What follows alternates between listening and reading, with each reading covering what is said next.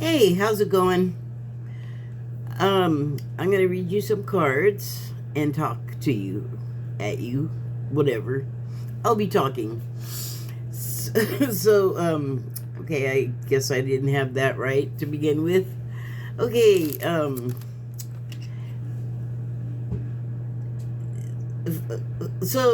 know, like, right before I started doing this, I saw that a plane had crashed back east with a bunch of, like, Olympic team people, like members, or, the people on the teams, and then coaches. And apparently, no one survived it, and it crashed with a military helicopter, so those people, I think, were lost as well. Um, and it's, if you live in the United States, or even if you don't, I guess, it's been an interesting week with the new president. Well, I was gonna say gently used, but it looked like rode hard and put away wet or something. Like, just, it hasn't been a good week for the guy, the POTUS guy, or his, like, orbiting remoras either. Some of them are in trouble. Oh, please take a moment and look at my signs before I say anything else. So, yeah. It's not all things that are happening that can be laughed at, though. A lot of it is very serious, like the plane going down, and, all of those people belong to someone, in all likelihood, so it's not just the loss of them, it's all the people that have to feel the effects afterward, including me, which I have no dog in the game, but I do have feelings, so it's, it's never a good thing to see that many people become lost people at one time. It's just a psychic shock, So, and then along with that, those two things happening, there's just something about, like, people lately, and I'm sure it has to be the stuff that I look at, because it's almost exclusively what I look at is people talking about stuff going on in the world. Not necessarily news, but there's a fair bit of that in there. But everybody gets talked about in almost everything where there is talking that I happen to be looking at. So, and even if it's not involving anything like that, like if it's some sort of fiction thing that I'm watching, the older it is, the more so with this, but it's almost like those timeless tarot card readings. It doesn't matter when the movie, like if it's a movie, it doesn't really matter when the movie came out. It's likely a reflection of the politics of the time of its presence, but there's always a parallel to this one, and I guess that's because we repeat stuff so much, because we're remedial. Well, not all of us, the schools. The schools have the remedial people in with everybody else, So anyway, oh, God, I guess the hearings started back east. I gotta start on this a lot later than I meant to. I like to do this at night, but oh well, I missed that boat. So anyway, yeah, there's like a real anger and here in the United States when talking about politics, whether it's the politician or the people, it is the one side is always referring to the other people as the other side, and of course it's a little tiny bit more complex than that, but that's the gist. So there's not really a much of a separation like anymore. Everyone is so angry, frustrated. You know, I do this. I do this. I do believe this to be true. We are definitely conditioned from like the moment, like even in the womb. You know, like that pregnant couples will have like the partner or husband or whatever talking to the infant to be through the abdomen of the mother, the pregnant woman. And people play music for their pregnant bellies and all of that. So, but the thing is it's, you can hear the baby's heartbeat through it, so that obviously the baby can hear all of what's going on outside. Well, must that sound like all kinds of racket all the time almost? And you're just in your little in utero bubble and juice, and then surrounding biology that's not really that thick. I mean, you can hear someone's heartbeat if you lay your ear on their chest. So I like you're maybe like under what it sounds like underwater when you're swimming or whatever, or like you put your head under the water in the tub and there's noise outside. I'm sure it sounds something like that, but I don't have ribs and organs between my ears and the world, so there's going to be a disparity there. Anyway, so, it's still on the same subject. So Don Lemon, now that he's left CNN, has his own YouTube channel, which is pretty successful. He got a buttload of subscribers pretty darn quick. So I watch him sometimes, and he does these things called lemon drops, which I think is hilarious because it's obviously a play on the Q drop. So and they're like the short version of his show, because his show usually runs over an hour, and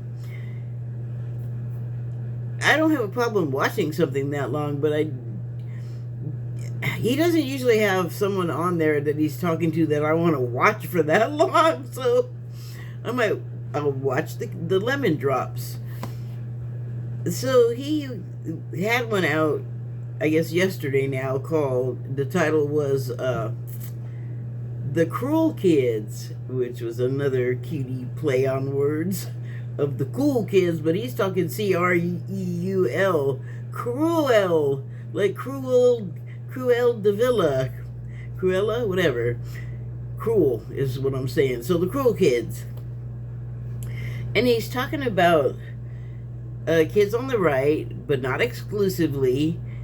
And when he was saying kids, he was talking people like young professionals and college students, like people in that 20 to late 20s age group, or maybe late teens to late 20s, or older, because we see it everywhere in older people, like what is that heinous woman, Fox, Virginia Fox?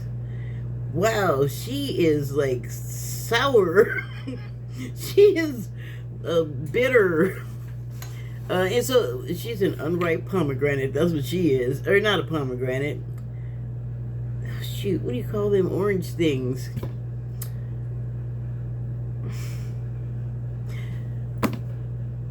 Persimmon. That's it.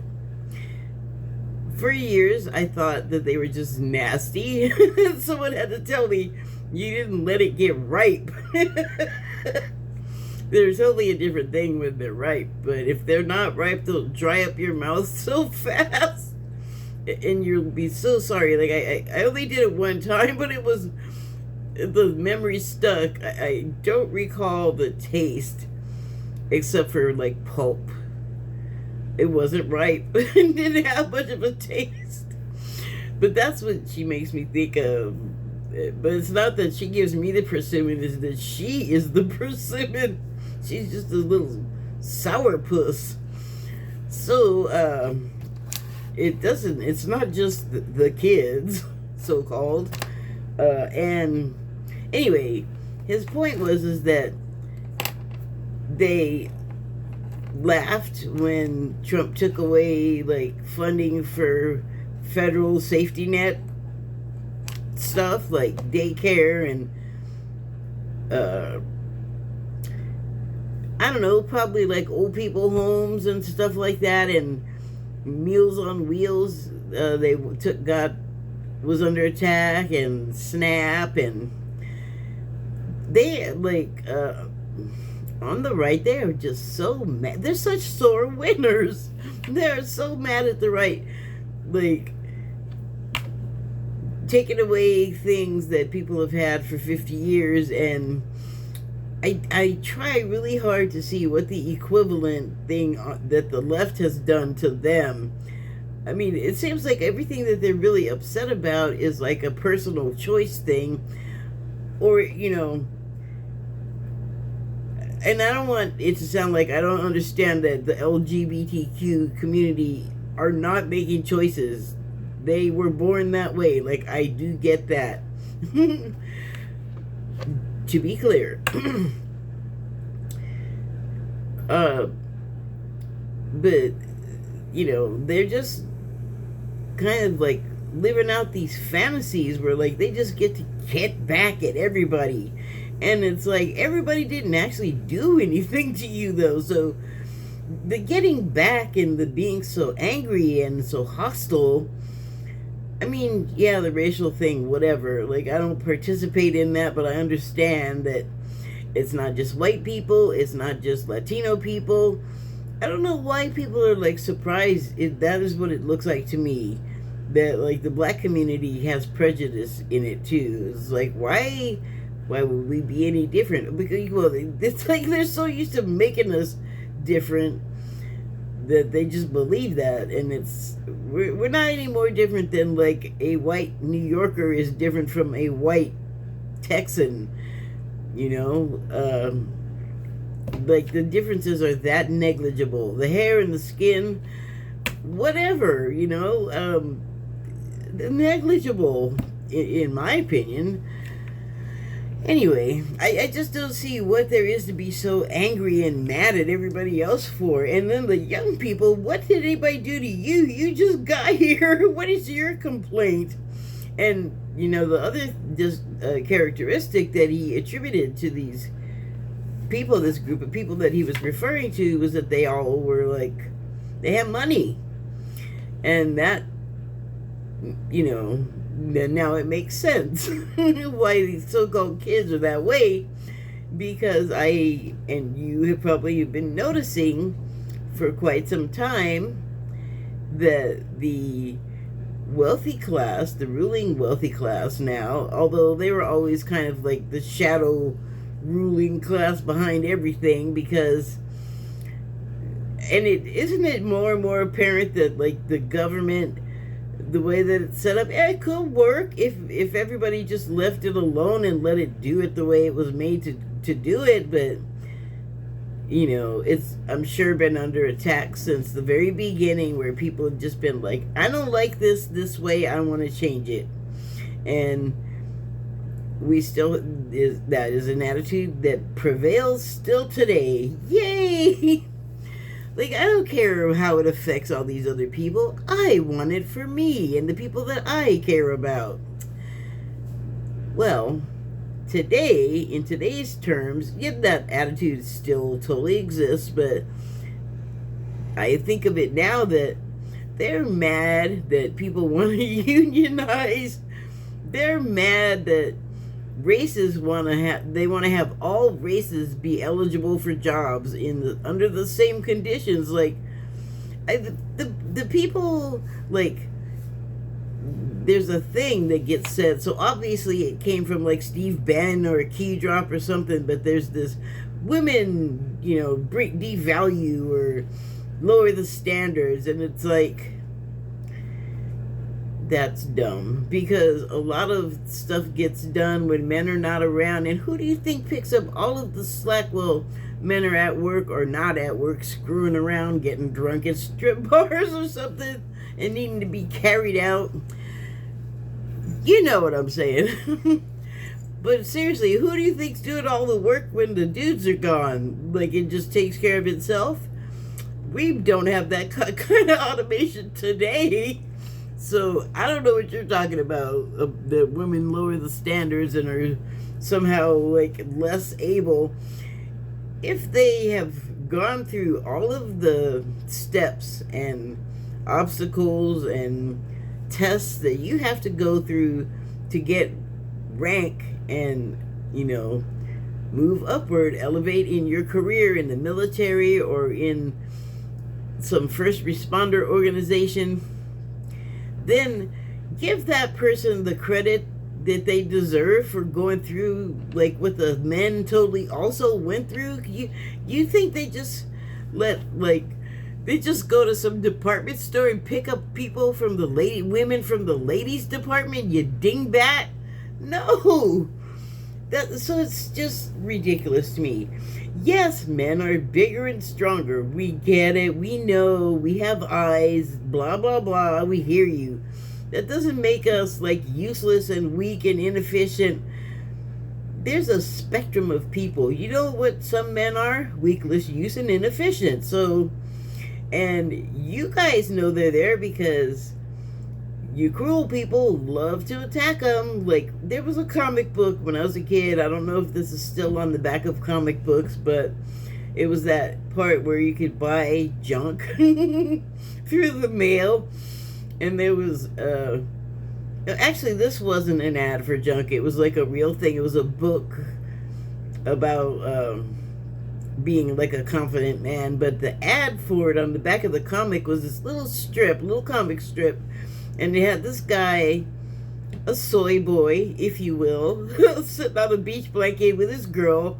And then this meathead comes up, like muscle-bound dipwit, comes walking up and just tries to move in on dude's woman and kicks sand in the guy's face that's like there with the woman. And then the girl is like, oh, muscle-bound, and hearts in her eyes, and just like, well, she was a waste of time.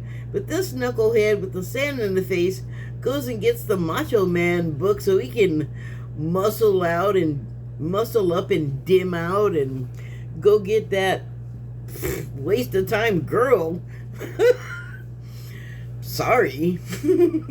Actually, I'm not. I really think, like, ooh, what good is she if she's just gonna be all, ooh, another guy came along and winked at me, like, whatever. Or like he's muscle man and he's all macho. I don't want that. That sounds like a pain in the ass. So anyway, there's that going on. And then you've seen it in the adults. Our president is one of them. He's definitely one of those cruel people, because look at all these programs that he tried to yank away.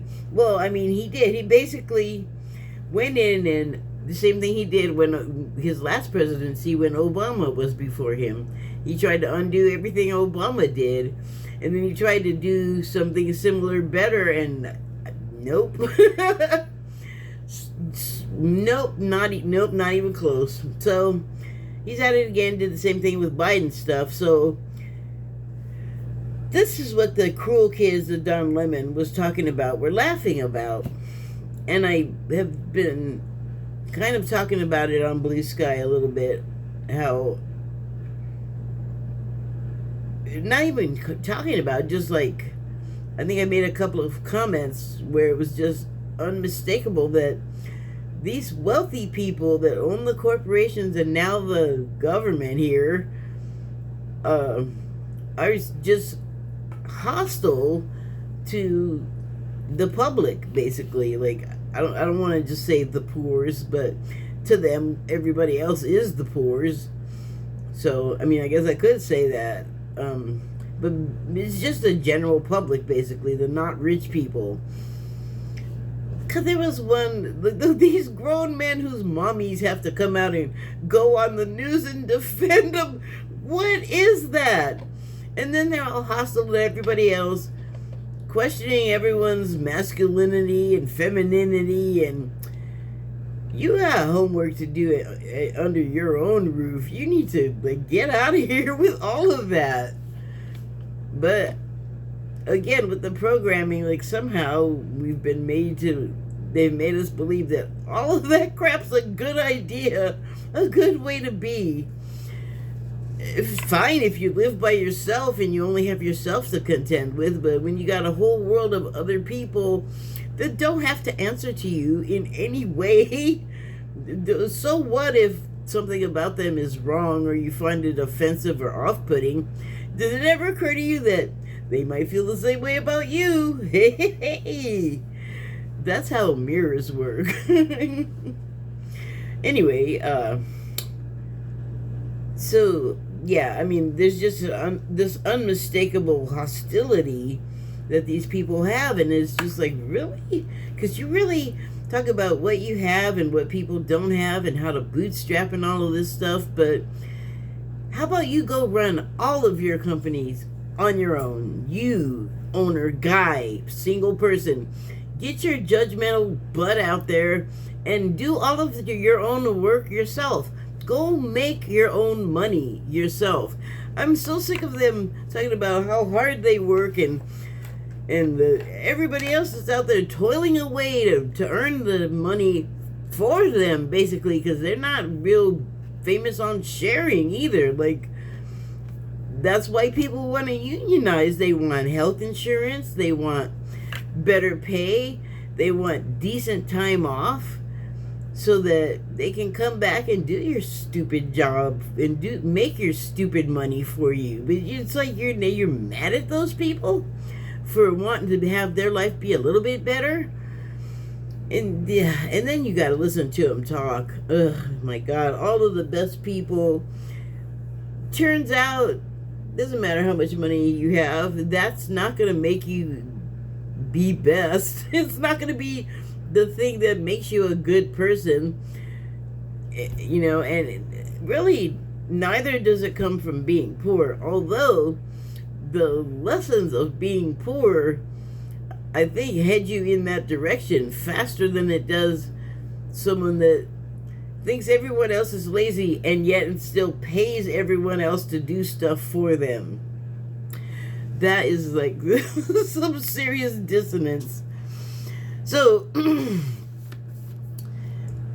I thought, after I talk about all of that stuff, let me talk about some other things that are not as negative, So, some things that struck me lately were, I was watching, I don't even know, because I watch so much stuff on YouTube, it just becomes a blur, but I know it was some sort of documentary, and it was ex-cons talking to each other, and the Mexican guys, or I guess this was a conversation they'd had in prison, and they were relating it. So the Mexican guy had said to the black guy, or I'm not sure how this started, but one of them said to the other one, they commented about how, I'm sure you heard from television, and I think this is also reality, because I've never been, but in prison, there's racial separation. There's the Aryan gang, or white people that hang out together, and then the Mexicans and Filipino, you name black people, you name it, there's, I guess, unless you come from some country that hasn't crimed here, everybody's represented. And so the Mexican guy pointed out to the black guy, he said he made him come and sit, when the intake people come in, the new people come in after they've been showered and deloused and stripped of possessions and then given their prison crap, and then they come out into the prison and they're met by if they're Mexicans, or Latinos, a bunch of Latinos go over and explain like how things are done and who you should hang out with, and just kind of show him the ropes. And he sat there with the guy, and they just were, I guess they were just kind of watching this for a while. And then a black convict came in, because everybody before, like every race that came through the door, their people in the prison came up to meet them to kind of like bring them in, give them a sort of soft landing as much as possible to this new life that they're having. And a black one came in, and the Mexican said, "Okay, now watch what your people do." Oh, this is how it happened. The black dude asked him, "How come Mexican people don't like black people so much in here?" And he said, "I'm going to show you." So that's what they were doing. And then the black dude came in, and the Mexican guy's like, "Okay, now check this out." The black dude comes in. The black people don't go meet him, don't help them with their stuff, like whatever, give them the prison hacks. But what they were doing was sitting back and going, "Ooh, he looks like he's a gay," or "He looks like he's a child molester," or I don't know, "He looks like he's guilty." Like, just not, even thinking of the fact that like this person is like you, and they're walking into a wildlife sanctuary, and you're not even gonna help them. You're not even gonna like give them like some ideas about what's safe for people that look like us in here, because like I said, everybody kind of knows there's that separation, and it's not friendly. So I kind of stopped paying attention after that, because it ended shortly after. But also it was like, I feel like I got what I needed to know from it. I'm sure there was more of a lesson about like what the guy learned, but I am sure we both heard the same stuff. So I'm thinking, when I got done with it, I was like, "Oh wow, okay, so that's an interesting commentary on us."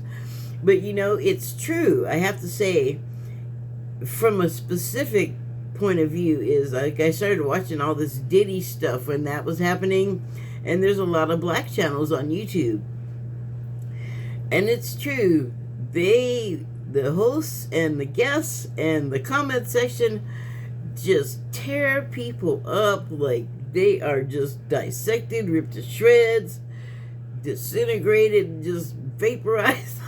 And then there's people saying like, "Man, nobody's taking Diddy's side. That's messed up." And then there's a few people that are like, "I pray for this Diddy guy," and then like all of the other people too, because at this point, no one's sure out of a lot of these people talking, who also attended these parties in most cases, what it was their involvement. Like, you're out here running your mouth a lot, but what exactly are you not saying? So here are a few things that was one thing that struck me, though, was that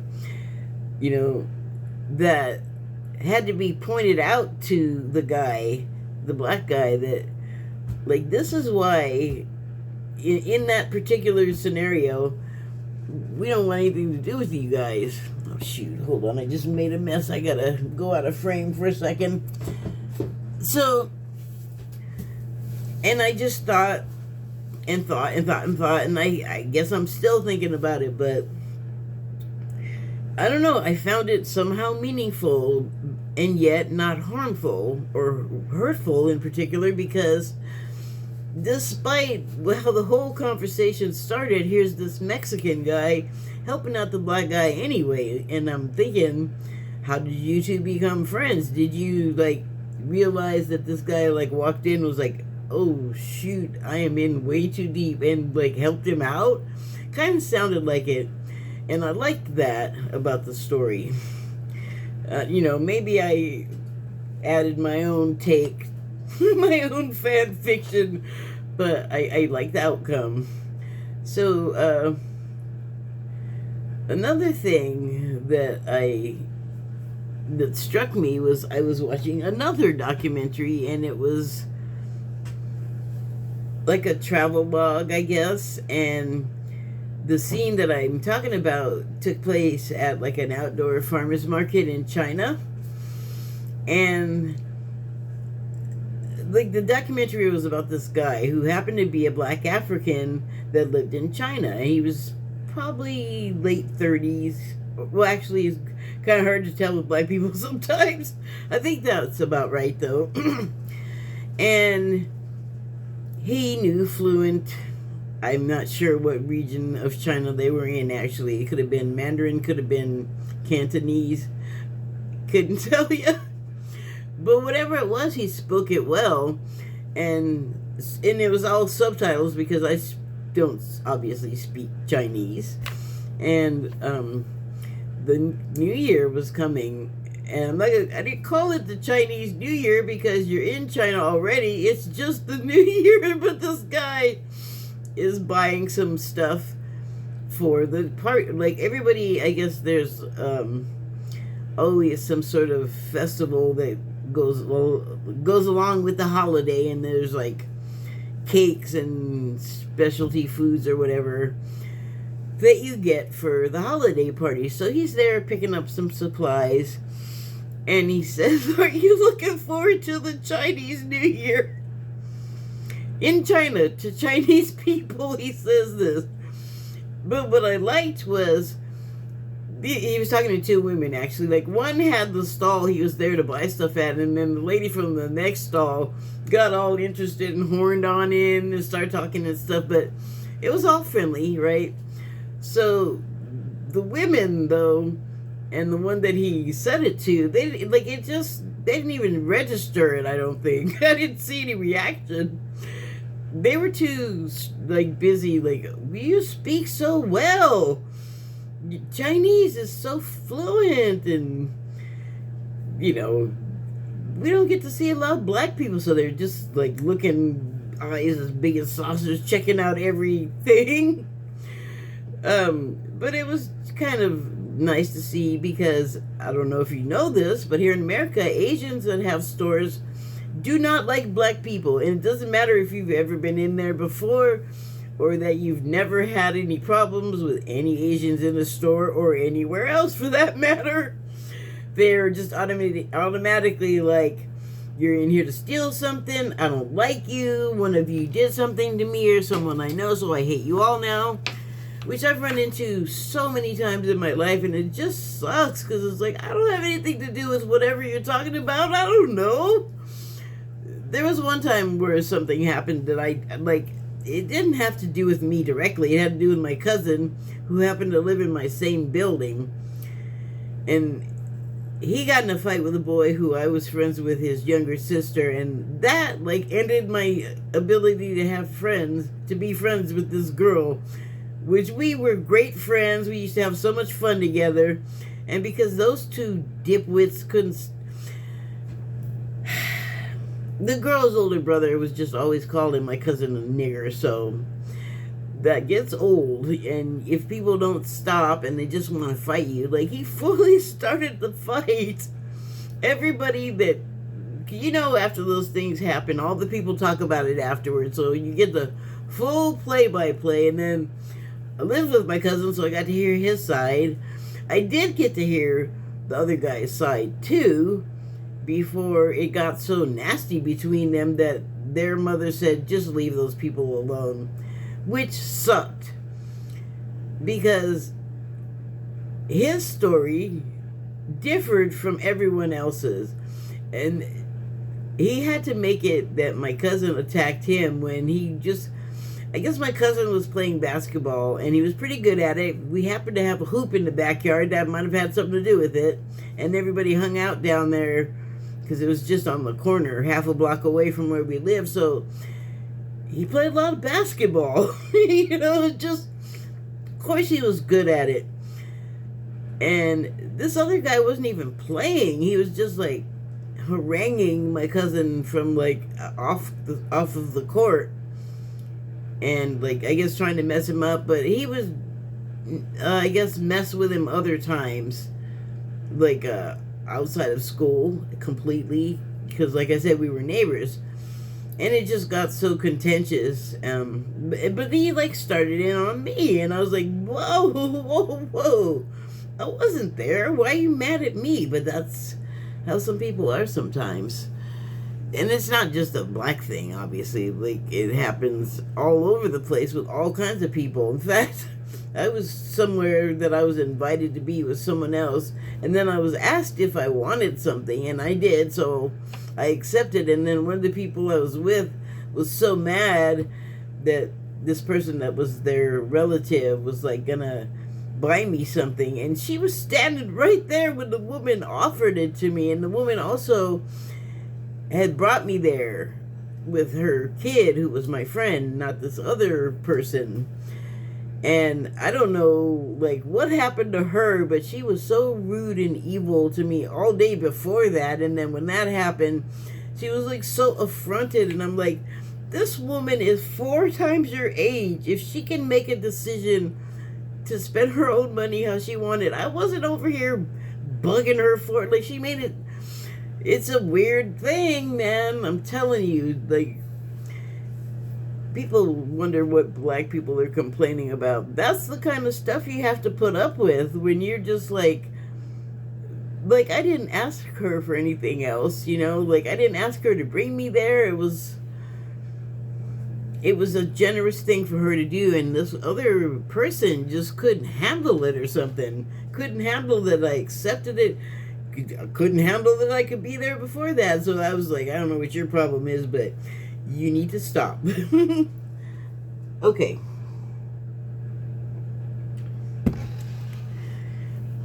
So we have all of that out in the world, and it's hard to remember that everything is not so heavy. Everything is not like that. Everything is not a fight to be had. It's not a competition. Sometimes people do things and it's appreciated, and in appreciation you give back. That's how happy works. That's how nice works. Like the strings on things, because if people do something for you, you owe them. Like, no, that's not copacetic. Alright, I gotta unplug this thing. It's just bugging me. My cord is prone to getting all weird when they get twisted, and it was twisted. Okay, so I pulled some cords. Oh, I pulled some cards from the Sacred Soul Messages, and the first one I pulled was this one. I get a lot. But it kind of goes with the times. It's all like these opportunities and these, well, yeah, I mean, things happen and they could be opportunities for you. Just like, are you going to notice it? Are you going to pick up on it or pick it up and take it away? You know, like, you got to start, you know? So this is what that card always represents me, like taking that first step. Represents to me. That's another thing. I've noticed a lot of people when they talk,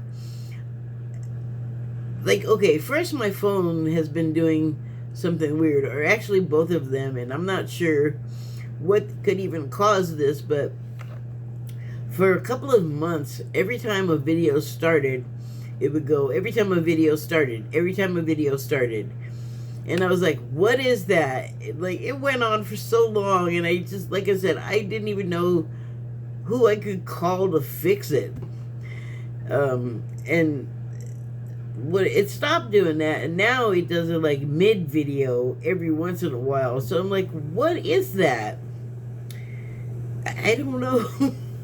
I don't know, why did I start talking about that? There must have been a reason.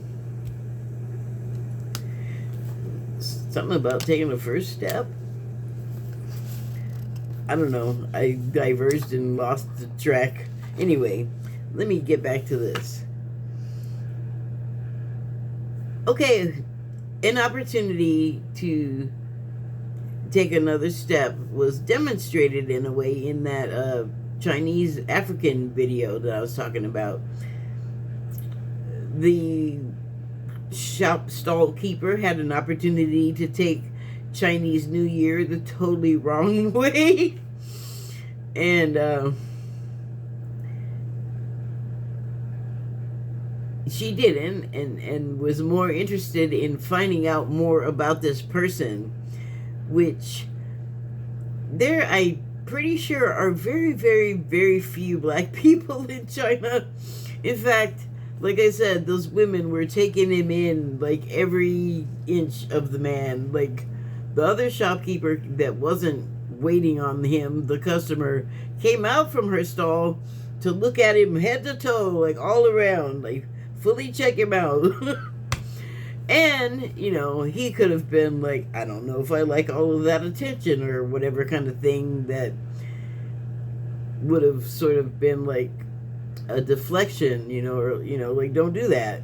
He didn't, you know. I mean, he lives in a whole other country where he took the time to learn the whole other language. He's a curious and open person. And I think those are, like, good qualities, because, you know, you learn about each other that way. So this card says, when you start to walk, the way appears. Taking steps, beginning again, creating the life you truly want. And that is also our opportunity right now. Like, do we want to be like the cruel kids and be just all hostile and nasty and have isolationist policies in the country where you're kicking out everybody that's any different? Like, why? You're gonna make it boring here, you know. We already don't like each other, and they want to put up a wall and wall us in. This president, man, he's pissing off all the other countries too. And may I just say, sidetracking a little bit from what I'm talking about, as far as the destroying the country from within, who do you think's gonna really enjoy that? Who do you think's gonna want to take advantage of that? Who do you think hasn't already gotten in here and infiltrated and already taken so much advantage that we could be at the point we're at? That we could have someone that is the president that is so easily influenced and so self-centered and only caring about what they care about, that they don't give a damn if what they're doing is going to be like to the detriment of their own country, to which they have a hostility toward. Why? You know, he says that he gets, or he doesn't say it, but I know that he gets a lot of, like, you know, mail that's not friendly, or communications or reactions, all of it. But the thing is like, you're getting reactions, which implies you did something to cause them to react. So it's on you somewhat, you know, like you may be making people behave a certain way, and obviously they're doing it in direct proportion to the way your funky attitude is. That's how reactions work a lot of times, you know. Otherwise, they'd just be responding to you like a normal person. Okay, so I pulled another card. This next one. You know, I mean, it could be like a really weird switchback road. What is the point of the switchbacks if you could just go straight? I don't get it. But it also looks like a tree, you know, if you're doing an abstract. But if you look at that, you can see, like, in here, I hope you're not barfing on my clothes. This looks like string lights or fairy lights. So, I mean, I literally make my Christmas trees this in a similar way. Not this particular design, but they're always of string lights. Like, I don't bring a tree in. I don't know where he just horked up whatever he just horked up. So this card reads, the wound is the place where the light enters. Healing blessings, strength to carry on. he's really having a problem in there. Okay,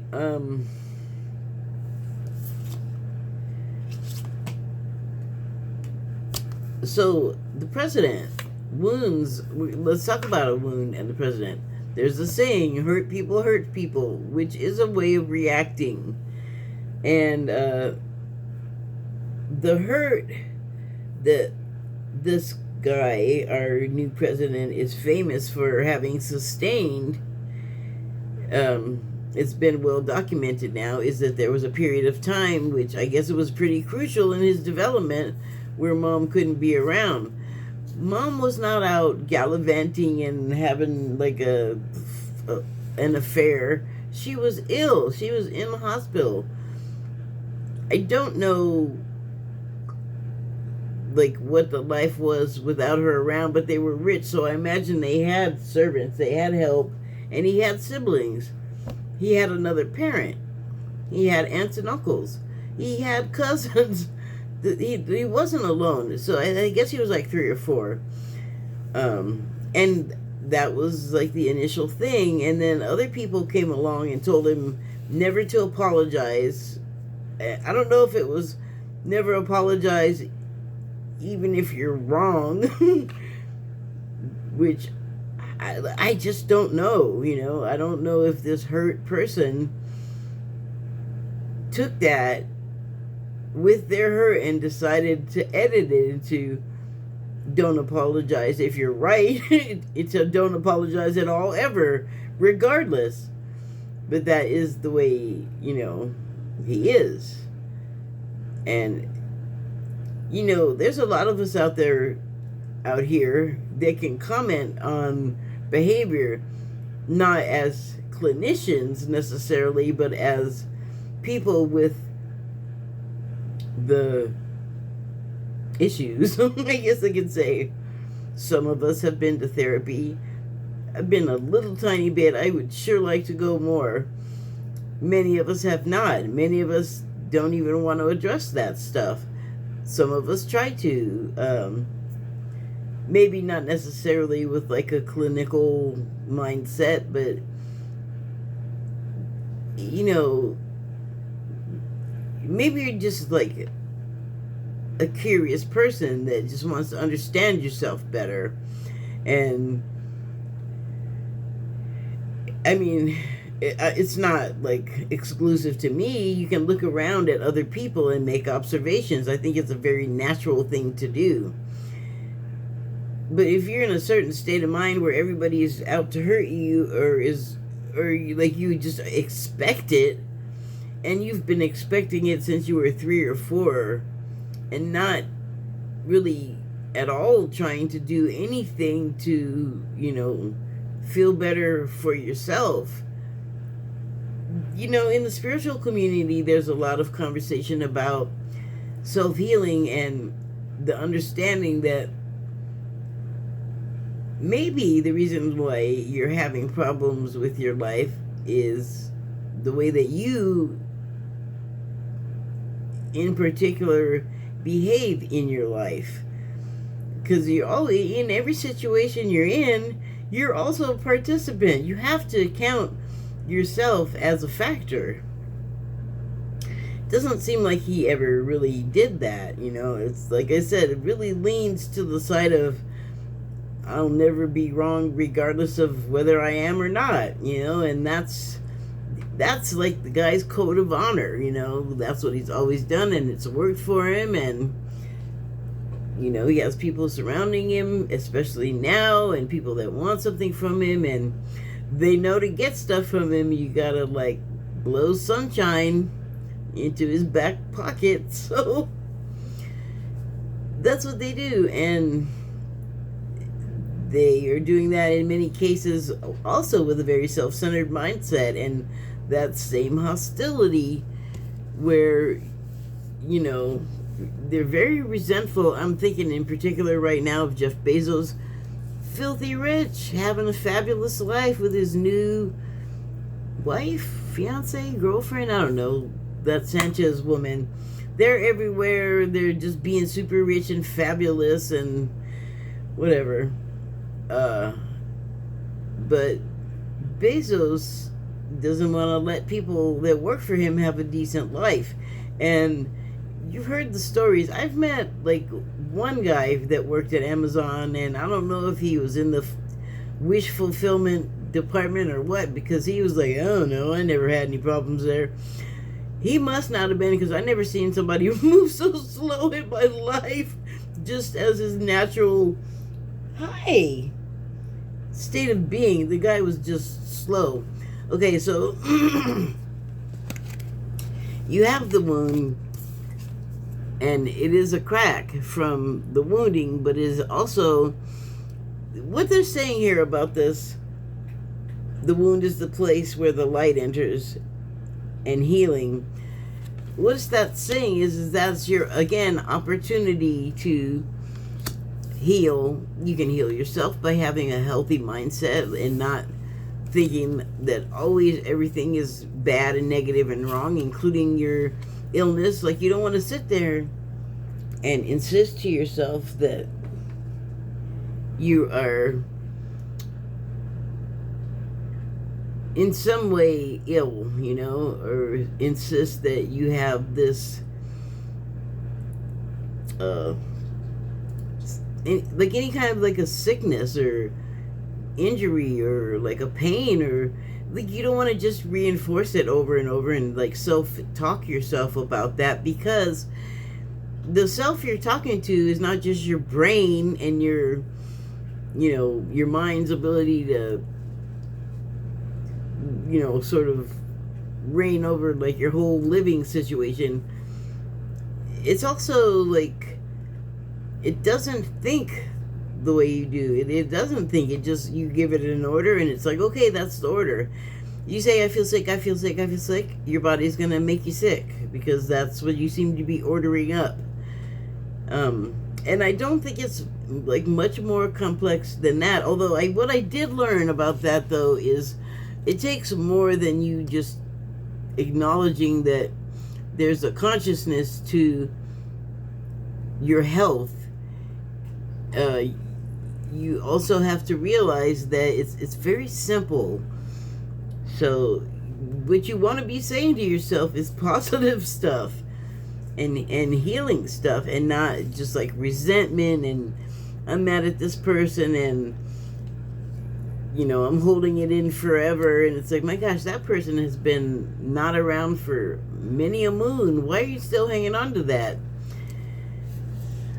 It's worked for him. So anyway, now we will move to the next card, which is this one.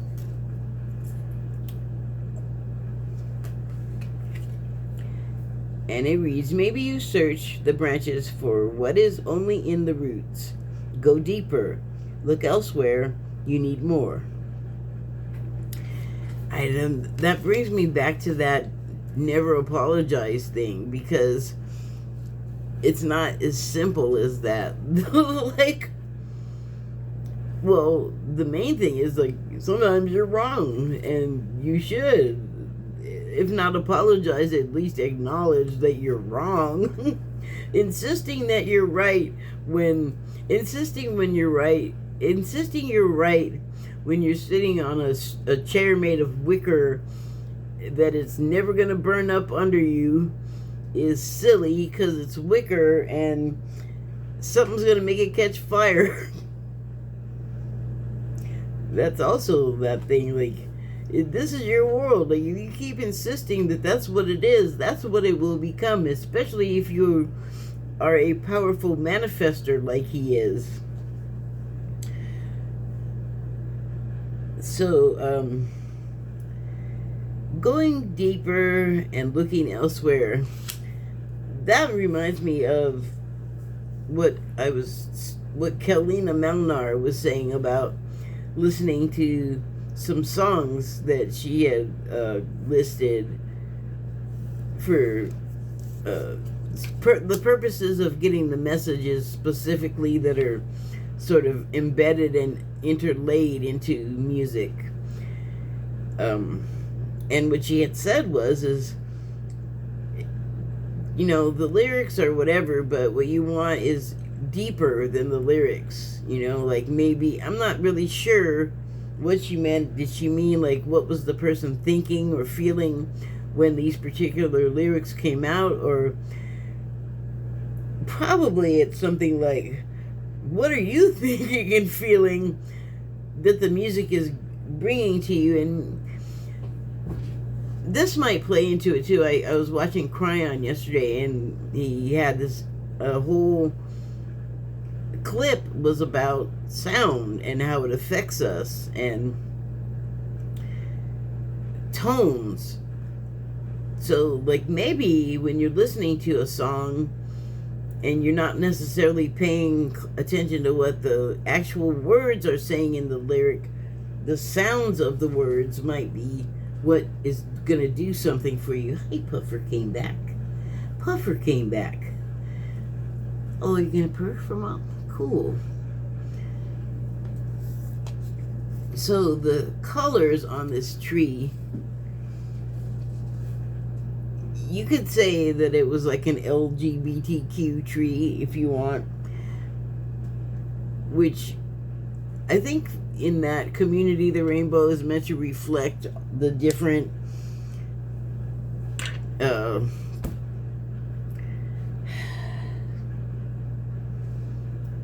non-cis people, the different non-cis people. But in another way, variations, shades. And so tones also do that. People also do that. Like we have variance. And it's there to be experienced, you know? We shouldn't be afraid of it. So maybe you search the branches for what is only in the roots. Look further. There is more when you go deeper, because think about like a core sample that a scientist gets. A core sample, if you don't know, is they have some sort of tube that they drill with a thing that collects the stuff that gets drilled, or it makes like some kind of cylindrical slice into the rock itself. I think it's, well, you're gonna have to wait. I'm busy right now. I don't know, but how they do it, but what they come out with is like a cylinder of the place they took it out of.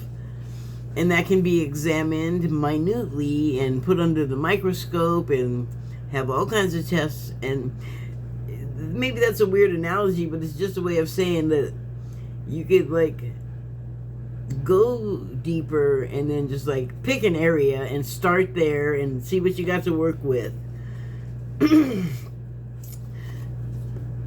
This is the next card. Pretty obviously a compass to me. Well, yes, it does have north, south, east, and west on it. So yeah, it's a compass.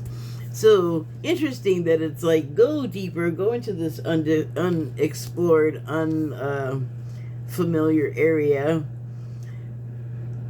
I'm just gonna say, without even reading anything, that it's saying keep your head, you know, like keep your North Star, have your compass so you know like which way is the right way to go. The card reads, let yourself be drawn by the pull of what you truly love. Divine purpose, mission in love. Mission in love. Well, okay, yes, but what it actually says is mission in life, being grounded. Oh my God, what was that? The divine purpose is love, though, because off this world, you know, out of this matrix simulation thing, we're completely other beings than what we experience ourselves. Will you wait? I told you I'm busy. I'll just be a few minutes. Okay. Now I lost what I was saying. But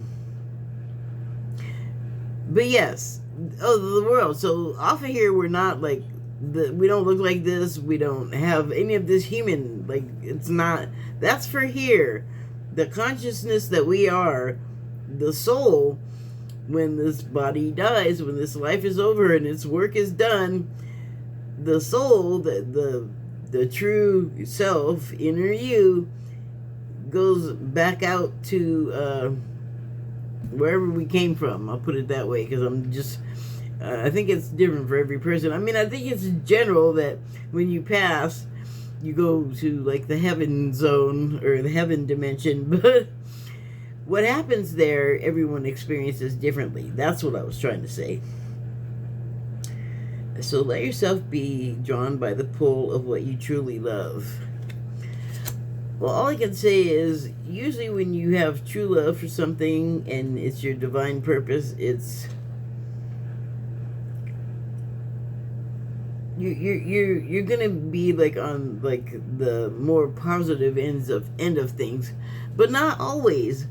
There does have to be people to be the bad guy. There has to be the Hitler and the Stalin and the Putin and the Trump and the whole bunch of other dictators and despots. It's a role that they play, and it's got to be one of the harder ones, because you have to deal with all this hate. All these guys wanted love so bad and adoration, and it's like, yeah, but you're the one that likes the bad attention, not necessarily everyone else. Everyone else might be fine without all of that, you know, like, you don't have to do it the cruel kid way. You could be kind of, you know, nice and generous and cool. But that's something that, you know, if you want to live out that whole evil lifetime and then end up with a redemption and making a complete turnaround, I would assume points. That I think that sounds amazing. But, you know, that's not for me to say in this particular lifetime. I may choose that at another time, but that's not what's happening here now. So here's the last card. Last one, I'll be right there.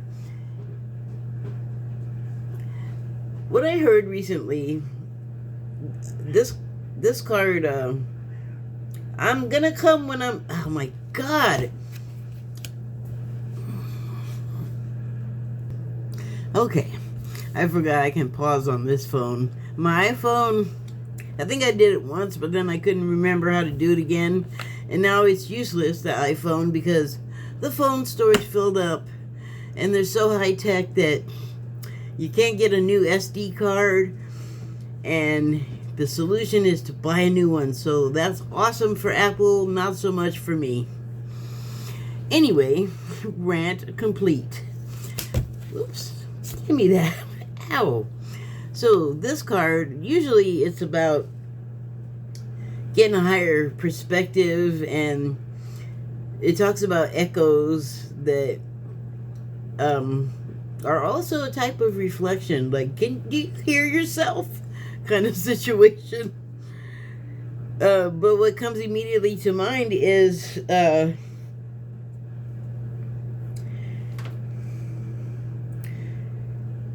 Mount Rainier, which is near where I live. Or, well, I mean, I could drive there. It's not like near, but I mean, it's at least 4 hours away, at least. But if something started happening with it, it would be like right, as if I was in the foothills. And apparently, at some point in the not too distant future, which you know, the spiritual answers for time are just fakakta. They don't really tell you anything. So, but this seemed to be part of a timeline that is not going to be that far off.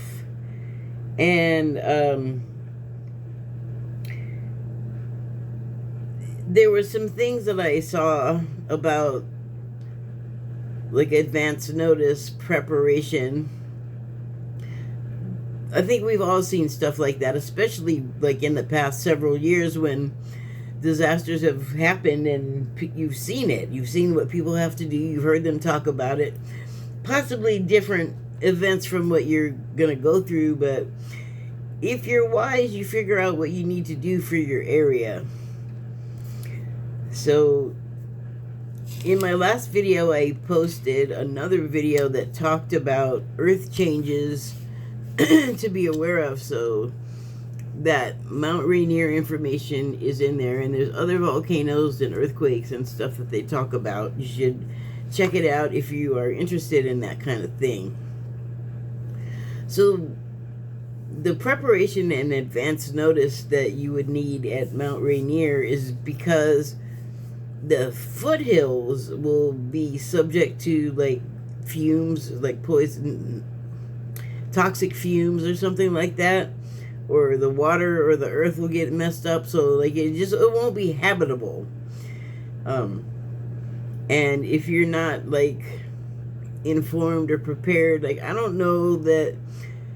Well, I mean, if it happens while Trump is president and he wants to take away like NOAA or whoever keeps track of that, I'm sure there's a few agencies, but if in the event that those are not around, you got to find other ways to know about stuff like that.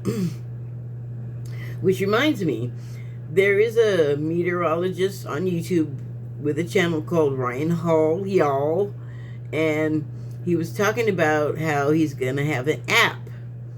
Okay, I don't have to yell. He's gonna have it. He's gonna have an app, or I guess he has it out already, and I guess it's called Ryan Hall, y'all. You can probably find it in all of the app stores.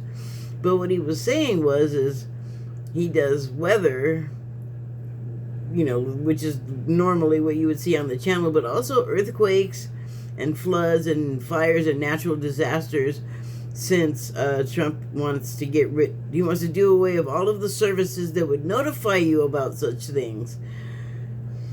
Which,